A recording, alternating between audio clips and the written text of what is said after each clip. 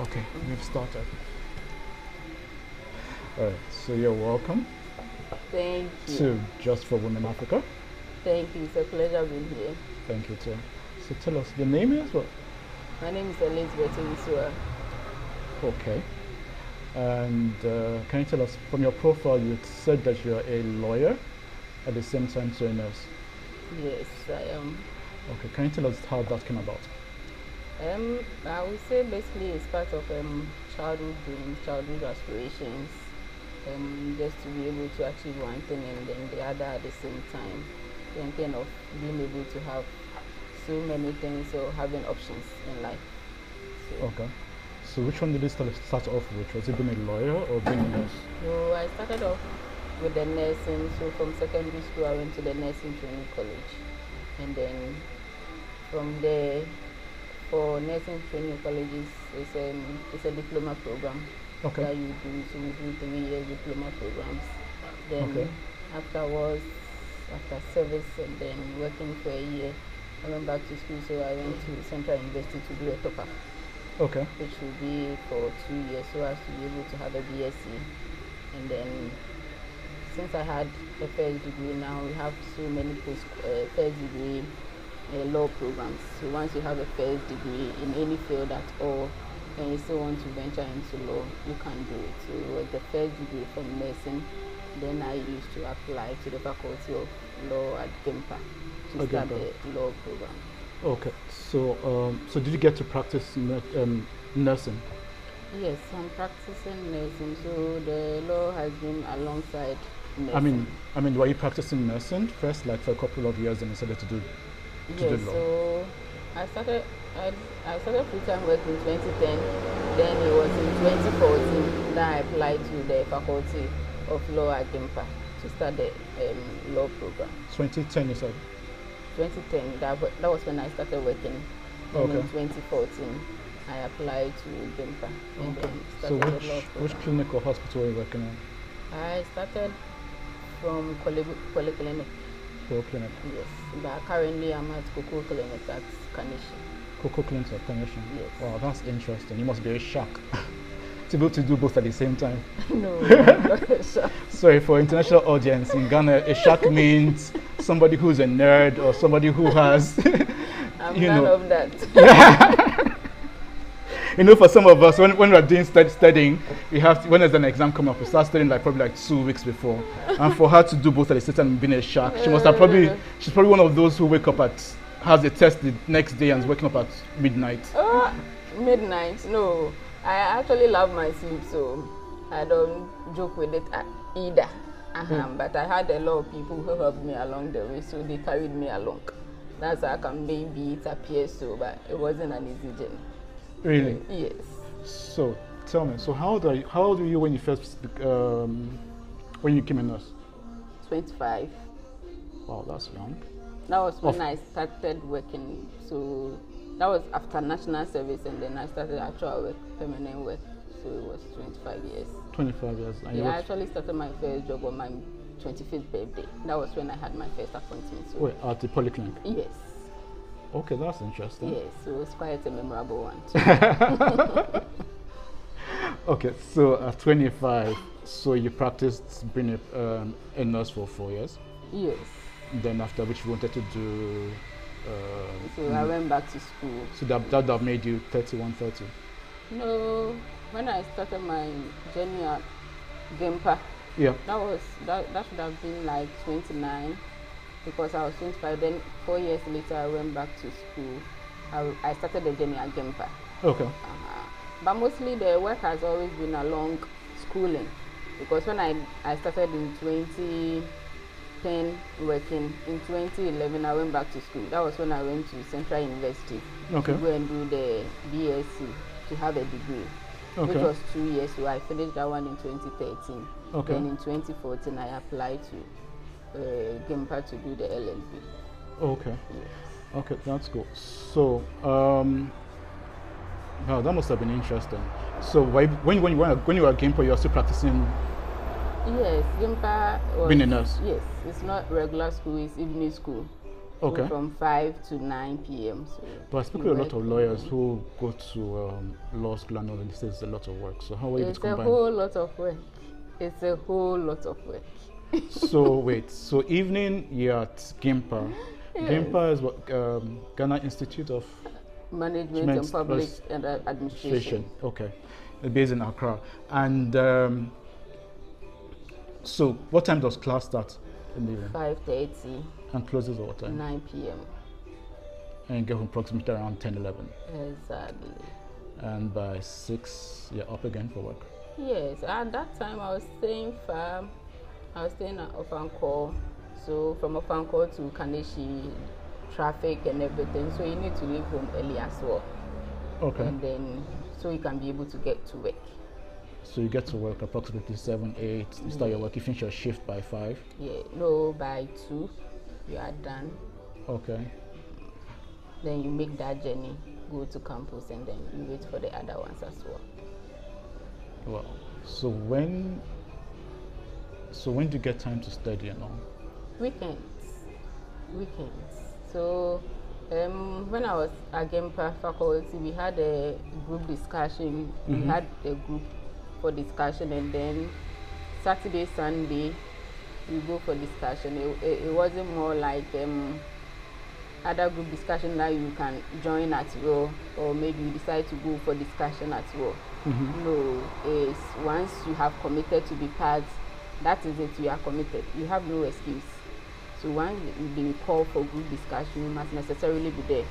Okay. They can even give assignment prior to the discussion, and you must necessarily do the assignment before you come. So for that one, if we are not done with one, if everybody is not done and everybody doesn't have that kind of understanding, or we are all not on the same level, we are not moving on. And you can't afford to drag the whole group back because of you alone. So definitely you have to also play your part. And it's kind of good that when you are in the house and you are not coming, you are called to come. Necessarily you need to be there. So you have to be there. All right. For those of us watching, you're watching Just for Women Africa. Do not forget to hit the subscribe button. I would like to thank our partners, the Venue Restaurant at East Legon, for allowing us to use the beautiful place. We're talking to Elizabeth Owusua, who is a lawyer and a nurse at the same time. So, currently you're practicing law? Yes, I am. And you're also a lawyer? I mean, also a nurse at the same time? Yes. So you combine both at the same time? Yes. Hey, you like money? Really? I don't see it as such, because I don't have much of it now. So, so maybe when I have my then I will be like, okay, I like money. But now, I like it, but I don't have it now. But I will have it. So how do you combine both? I mean, being a nurse and a lawyer. I mean, doesn't your cases at the courts give you a lot of research time to work on and stuff? Yes, it does. It does. But then, for now, I would say that the nursing is mostly done when everybody is asleep. So it's just sleep time that is being sacrificed for the other, and then during the day, other things are being done. Because I basically do 9 duties at my workplace, Akoko Clinic. Okay. So during the day, then I'll have that time to do the other aspects of the law. So, night duties. So you work till late in the night? Early in the morning? Early in the morning, yes. And you wake up and you're a lawyer during the day? Yes. So when do you get to sleep? Weekends. I don't work on weekends, so from Friday night to Sunday night, no work for me. Oh, you must be a strong woman. Okay. So, so practicing law, I was reading some of the statistics for women in the country compared to male. They say that there are fewer males in law school practicing law than male. Why do you think accounts for that? I don't think so, because when you look at the faculties around, the various faculties that are running the law program, there are so many females at the law faculties, than there are males. And even at the law school itself, the female population is much than the male counterparts. But I may think that on the general outlook, people think maybe the males are many because females, not more females are into litigation. And then when we talk about law and people being lawyers, all that we think about is they being into litigation, going to courts. That is what we see as the law or the practice of the law. So they are seeing people at the courtrooms, standing on their feet, doing advocacy in the courtroom and all, and they are thinking that that is where every lawyer is. But most female lawyers tend to do corporate. Okay. So they will be at the corporate side, and then corporate institutions, multinational institutions, and do more corporate jobs for the other people, but not into litigation. So when you come to litigation, you just find fewer females in that space. So maybe that's what accounts for people to think that the females are relatively a smaller percentage. But I'm thinking, why would the female go into law and just end up being a corporate lawyer? I mean, doesn't the female feel they should be out there probably fighting crime, family law? They are fighting the crime in different aspects. Okay. So if you are talking about maybe family law or something, they are also there, and then they are giving assistance to the police or the law enforcement agencies to be able to mitigate some of the things. But all that we are seeing is that when people are in the court, that is what we are seeing. But it's not every aspect of the law that is practiced in the courtroom. Okay. So they also, they also take care of the other aspects of the law. Okay. Yes, and they do more corporate work, review documents for people, transactions, and all those ones. So those are the ones that a lot of people will prefer to do than go into litigation and the ups and downs of courts. Okay. So you've been basically 2010 to now, so you've been nurse for probably about 9-10 years. 11. 11 years. Yes. Okay. Yes. Which do you enjoy doing more, being a nurse or being a lawyer? Honestly. Honest truth, I would say nursing. Maybe because I've been doing it for a long time, so I'm just used to it, and then so it's okay. And then knowing the fact that you are able to help somebody alleviate a bit of pain, or maybe get somebody relief from whatever the person brought to the hospital, is a bit relieving and then satisfying. Okay. Because you do a lot of things and then the person gets better and then leave. Okay. Although there are so many things to it, and then the public backlash and how people also come to the hospital and behave and all those ones. But there are some few ones who also comes, and then by the time they are leaving, you have enough satisfaction that at least you are able to do something to help somebody get better, and that one is more enjoyable. Okay. So what is about law that you didn't, when I asked you the question, which did you like more, why didn't you choose law? As I said, maybe because I've been practicing this one for a long time. My law is also quite interesting, and so far so good. I'm enjoying it, but it's a bit stressful, especially the human rights aspect of it. If you don't get your emotions together and then you put everything in it, because sometimes you know the right thing, or you know the situation on the ground, what actually is happening, but because you need to follow procedure and a whole lot of things, everything will be dragging on, and then so many rights will be infringed, so many people will be trampled upon, and the people who are doing it, you just know but you just can't just do anything about it just there. You need to follow procedure, so it makes it a bit stressful and draining. Okay. But then you just need emotional controls and all, so as to be able to. But then we will get there. As we are in it, we'll be able to adapt and adjust, and then we'll see our way forward. Okay, that's interesting. Okay, guys, you're still watching Just for Women Africa. Do not forget to hit the subscribe button, and we're thankful to our host, the venue, the restaurant at East Legon, and we have Elizabeth Owusua. Okay, let me ask you another question. Over the last couple of years, I think for the last 5-6 years, it's been in the Ghanaian media that it's kind of, first of all, how many times did you get to write the law exam to get into law school? Magically once. You see, I told you she's a shark. What? You mean you wrote it only once and you got in?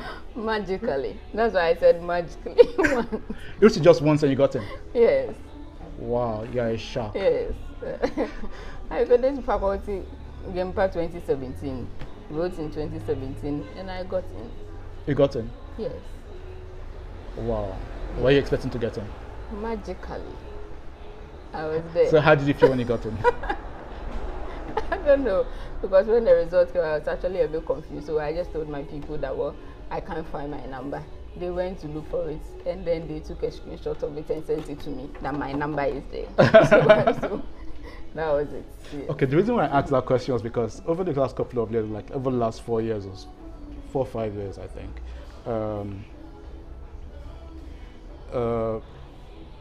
in the media, or it is known that people actually apply for the law school, and only about 20 to 30% of them get through. What is your view about that? Actually,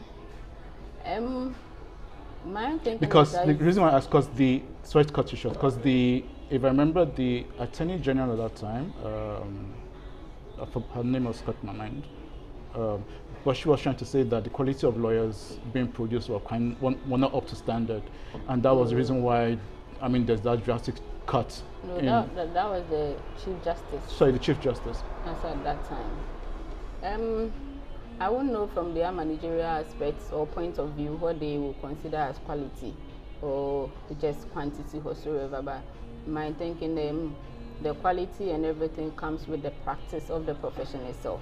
Okay. Because whatever that you are doing, although you are doing practical aspects in class, it's just like every other thing. Mm-hmm. What you are taught in class is different from all. Its application comes into being when you are on the field to be able to do it. Exactly. So people can read. People are good at reading, memorizing things, and they'll just pour it, do to and pour it. But it doesn't mean that when they come out and they are practicing, you see the quality in them. Yeah. So I don't believe that examination alone can determine quality of anything in the general education system itself. But then you need the examination to standardize things. But it doesn't mean that whoever that comes out of it means that that is the quality that you needed. It's just the practice of it. On the field itself, that will be for you to be able to separate it and know the ones that are there and the ones that are just there. Okay. Something like that. But well, I don't know how I see the problem will be like, there are so many faculties. Okay. Because National Accreditation Board will also have to accredit universities and all for them to be able to run programs. A lot of universities have that accreditation to be able to run the law degree programs. Okay. But at the end of the day, there's only one law school. Exactly. And that is where the procedural aspect of the law is taught. Okay. And that is where you need to pass through so that you can be called to the bar. Okay.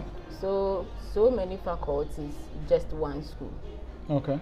And every faculty, because they're also running their individual ones, and if they're private or government, they also need their money and pay their staff that are running the programs. Their intake every year is that much. Okay. So they also take much people for the law degree program, and then the law school is just one. So they also cannot absorb everybody. Okay. So they just put in measures so as to be able to keep the number of people that they will be able to pay. But then we are in a technological world, things have advanced and everything. So just concentrating it on just one place and thinking that that's the only one that can run it, it's neither here or there. It can be expanded for everybody. So like just the Institute of Chartered Accountants, they run their programs. They actually, I don't think they actually have a school that they say everybody should pass through before you come and write the ICA exams. You run it, you have your studies wherever you want to. They set their exams and set the ones they are marking and everything. They publish it. If you think you are ready, come and write it. You write and you pass. You are a chartered accountant. You write, you don't pass, you keep trying. So if all of them having the law degrees are given the chance to have a diverse ways of having their own schooling, and just the bar exams is set. You can still curb on the number of people that you produce as lawyers every year. Okay. But then it's not necessarily that they are all passing through the same school. They all have their own school. You write just one bar exam still. Whoever passes will be called to the bar. If you, so that it will just reduce the number of people just holding LLB. Because you have a law degree, especially those who do the law straight from SHS. For those doing it post-first degree, they would have done something else, and probably they would have been working and all those ones. So they will have something else to do. But if it's just straight from SHS, the person went to the university to do LLB, now he just stuck with a law degree. What would the person use it for? Okay.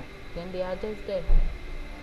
But once it's just a law degree, I don't think there are other avenues that you can use. Unless maybe you yourself, you are venturing into your own entrepreneurship and doing something for yourself. But if you are to just rely on the law degree, where do you go? Where do you go? From there. And you are just there. So that's the frustration, and then I really understand, and I know how they feel and all those ones, but then we can't say much.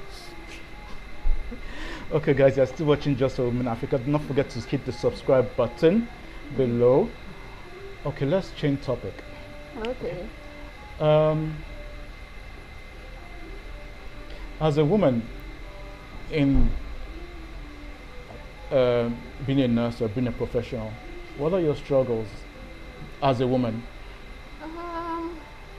The struggles Especially being as a lawyer, do you sometimes if say the women are not taken seriously in general, not just in law and medicine and wherever. So what are your struggles? Do you feel women are being given the equal opportunity as the way the male counterparts are, or women are still fighting for what is theirs? The struggles are just as across board for women everywhere across Africa, and then women in the corporate world. Okay. Because people working and they are thinking it's a woman, so will not be able to maybe advocate that much for them, or maybe do, because if it's in law, it's litigation, so then you are there. If it comes to the hard aspect, or they are thinking that because it's litigation, and litigation can sometimes go out of hands. Yeah. Will you be able to stand the heat? And all, because sometimes it might come with threats and threat of death, threat of harm, and all those ones. So people are thinking that, well, it's the men that will be able to stand all the test of time. But if it's a woman, because sometimes they have not even actually had much interactions with you, but then when they are even telling you things, yeah, they sweep through and then see the ones that they are telling you, they are, or maybe when they want you to accompany them somewhere, yeah, they are thinking of the ones that they want you to accompany them to. Okay. And not the other one, because thinking that if it's a woman and then we get there, something should happen, you might, whether you might panic or something. So it's just the struggles that every woman goes through. But and then for women still fighting for their place in society across Africa. But well, I just see it as you just need to prove your worth. But then as a woman, you have to go the extra mile to or be able to prove your worth. So whatever that is thrown at you, you give it of your best. And then when they see that this was handled in a way that it was that they expected more than they expected from you as a woman, the next time they always come back to you. And whatever they want, they would rather call you and ask you to do it for them. Okay. So have you been threatened before? No. Not yet. Not yet. not serious threats, but for after court, people, the opponents, they saying whatever they want to say. That one, those are part of the practice. It's just normal, because from court they are now venting now because they are thinking that what you went to say was not in their interest, especially you are a woman, and then maybe there's a defilement case. Supposed defilement or rape or something, then you are the one defending the one who is accused of defiling the person. Yeah. And then you are a woman, they will be like, it will be done to your daughter. Do you have a child? If it's done to you, will you be here saying all that you are saying and whatever, and it will be visited on your children? And those ones are just normal. It comes with the truth. Comes with emotions. Yes. Okay. So, so you're a lawyer and at the same time a nurse. What do you think of the Ghana health system? Do you think it's good? Is better? It could be done. There's much room for improvement. Do you think things are working the way it's supposed to work? Do you think nurses and doctors are negligent in their course of work? I would say yes and no, because sometimes you get to other places or your own colleagues, sometimes the kind of things that are done, you may think that if people are to take you on, you fall all hands down. But then at the same time too, I think it's the structures in place and how the systems are put in place. That's how come all these ones happen. And at the end of the day, most health workers give up their best, because you almost always do not get the requisite things to be able to do the care delivery. Okay. So you almost always need to improvise. Okay. Improvise, because the first thing that you are thinking of is saving the life. So you have to improvise and do things. And then in provision, sometimes the things may not go the way you thought it should go. And something the hard and then the sad or the emotional part of it is the people that you try to give up your best, because the things were not there. You came up with things to be able to, and from the very beginning they will seem like they are appreciating you and all, and they'll be along with you. In that same way, should something go wrong, now they find faults with you. So because of all of them too, sometimes you get there. Somebody may also insist that if this one is not there, they are not doing it. Okay. Meanwhile, as they are there, they could have just done something else that could have alleviated the pain or done something for you to feel better. Or, but they are also thinking, in order not for you to come back tomorrow and also say whatever, they also want to save their profession and then protect their license. Okay. See, they will also be there. So the system itself is not a straightforward one. Okay. There are so many things that are not there. Okay. Because if you even look at the referral system, somebody is somewhere else. In order to be able to move the person from one place to the other, it's a whole hell. Because you can be calling round. Everybody will say that there's no bed, we pass here, but you need to move that person. Okay. You can't move the person. And once the person is in a health facility and you want to move the person, you have to necessarily be assured of a bed at the other place before you be able to move the person. Okay. But once they are saying no, you also can't move the person. Okay. So it's a whole lot. So you're basically what you're saying is a dicey situation. Very dicey. Okay. So at work, so you're still at you said at Cocoa Clinic? Yes. So how many years were you with Kolebu Polyclinic? 2 years. Then I did 2 years at Chest Clinic at Kolebu also. Okay. Yes. Now So currently you're at Cocoa Clinic yes. at Bubuwashi, right? Yes. Okay. So tell me, do your colleagues treat you differently? First of all, what kind of nurse are you? A general nurse. A general nurse. Do your colleagues and doctors treat you differently, knowing that you're a lawyer when working in the health facility? No, I don't think so. Or you never really just thought about it? No, I've never even thought about it, because I don't even see a difference. Because once we are there, we are all working and we are doing the work. That is okay. All. Do some of your patients know you're a lawyer? I don't think so. Okay. I don't think so. Or maybe just once in a while, because I have my name in my scraps, so okay. maybe. or even when they know, they don't say, so I don't know. Okay. All right. Guys, you're still watching Just for Women Africa. Do not forget to subscribe to the button below for the channel. And we're talking to Elizabeth Owusua.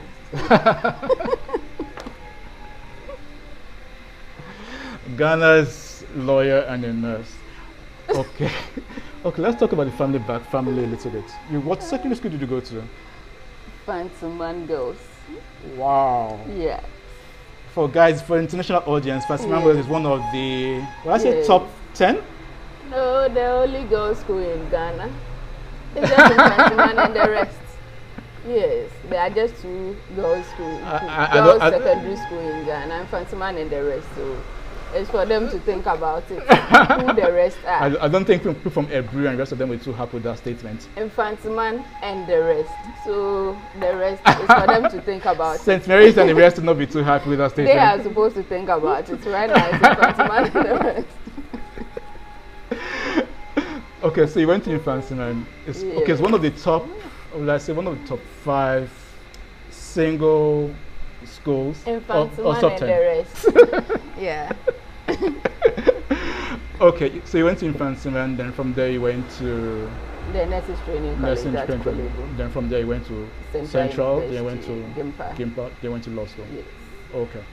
So how did your family react when they found out you had made it to law school the first time? When you passed exams just once, like a shark wheel, and afterwards graduating out. So did you complete actually in the law school is 2 years, right? Yes, so 2019. So you completed. How did they feel?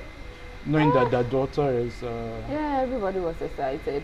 And then, what else? Okay. Knowing the stress and everything involved, so... Okay. So, okay. Guys, you're still watching Just for Women Africa, and we have Elizabeth Owusua. Yes. All right. So, okay, we'll just wrap up. So, do you have any message out there for females in Ghana and Africa as a whole? And to the young girls who are in school who also want to achieve what you've achieved, being a lawyer and a nurse at the same time, what will be your advice to them and to women in general? All I can say is they should focus, and then with determination. Because as a woman in Africa and in Ghana, things are not that straightforward, things are not that easy, and it's going to be difficult, very extremely difficult. For that one, if nobody tells you that and everybody tells you that it's a smooth path, it's just a big lie. Growing up itself is difficult as a woman. You are expected to do so many things, and then yet they expect a little from you because they really don't expect that you achieve anything. No. Let me just put it there because that's our society. Because for investment itself, they will prefer to do it in the middle because they know that come what may, they will be able to go out there and bring something back. For a woman, not that much. But you should know what you want first of all, and then be focused and determined to achieve it. Okay. And then just guide yourself. And as people are out there doing so many things and then having the fun of their life, know that whatever you want to achieve is within a limited time. So once that time is over, you have the rest of your life to yourself to be able to have all the fun and then do all the other things you want to do. Okay. Thank you, Elizabeth. Thank you for honoring our invitation. And when I reached out to Elizabeth on Instagram, she was really happy and excited. She didn't say, oh, I'll think about it. She just said, I'll be happy to do the show. I really appreciate it. Thank you for having me. All right. Bye.